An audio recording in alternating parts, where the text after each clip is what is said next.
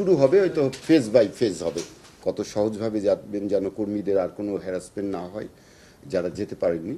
তো সেগুলো নিয়ে কথাবার্তা চলছে, মোডালিটি চলছে। আমরা আশা করছি যে মানে এই ফেব্রুয়ারি শেষে আরেকটা মিটিং হবে।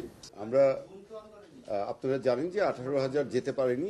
আমরা প্রথম থেকে দুইটা কাজ করছিলাম। একটা হচ্ছে যে যারা যেতে পারেননি তাদেরকে আবার মালয়েশিয়াতে পাঠানোর একটা ব্যবস্থা করা, এটা হচ্ছে এক। 2 নম্বর হচ্ছে যারা যেতে পারেননি তাদেরকে রিক্রুটিং এজেন্সি যারা টাকা নিয়েছেন বা তাদের দায় দেনা থাকলে সেটা পরিশোধ করে দেওয়া, এই দুটা নিয়েই কাজ করছিলাম।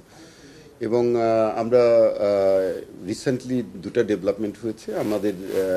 আমাদের পক্ষ থেকে আমাদের হাই কমিশন থেকে একটা টেকনিক্যাল কমিটি করে দেওয়া হয়েছে এবং ওদের হোম মিনিস্ট্রির একটা টেকনিক্যাল কমিটি, এ যাবৎ দুইটা মিটিং হয়েছে এবং মিটিংটা ফলপ্রসূই হয়েছে বলবো আমরা। এবং একটা অগ্রগতিও আছে যে আমরা খুব শীঘ্রই আশা করছি যে আমাদের কিছু মোডালিটি ফাইনাল করার আছে, যে কি পদ্ধতিতে তারা যাবেন, কত সহজভাবে যাবেন যেন কর্মীদের আর কোনো হ্যারাসমেন্ট না হয় যারা যেতে পারেননি।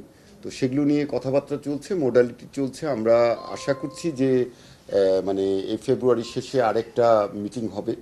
তার কারণ আমাদের তরফ থেকে যা যা ইনফরমেশান, যা তথ্য দেওয়া হয়েছে ওনারাও আমাদেরকে শেয়ার করেছেন। আমাদের যে মোটামুটি আমরা যেভাবে তাদেরকে অ্যাপ্রোচ করেছি, ওনারা নীতিগতভাবে অনেক জিনিসই মেনে নিয়েছেন যাতে কর্মীদের জন্য আর কোনোভাবেই নতুন বার্ডেন না হয়, সেগুলো আমরা চেষ্টা করছি।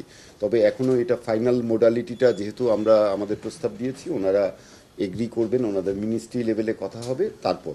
তবে ইনিশিয়ালি এক ধরনের মানে তারা আমাদের সাথে একমত হয়েছেন যে শুরু হবে, হয়তো ফেজ বাই ফেজ হবে। আমরা তো আশা করছি কয়েক মাসের মধ্যে, আমরা আশা করছি যে মানে যেভাবে আলোচনা চলছে খুব বেশি দেরি হবে না। আমরা আশা করছি যে এটা ফেব্রুয়ারিতেই আশা করছি আমরা মোডালিটিটা ঠিক করতে পারবো। আশা করি মার্চ এপ্রিল নাগাদ আমার মনে হয় যে আমরা ব্রেক থ্রু করতে পারবো।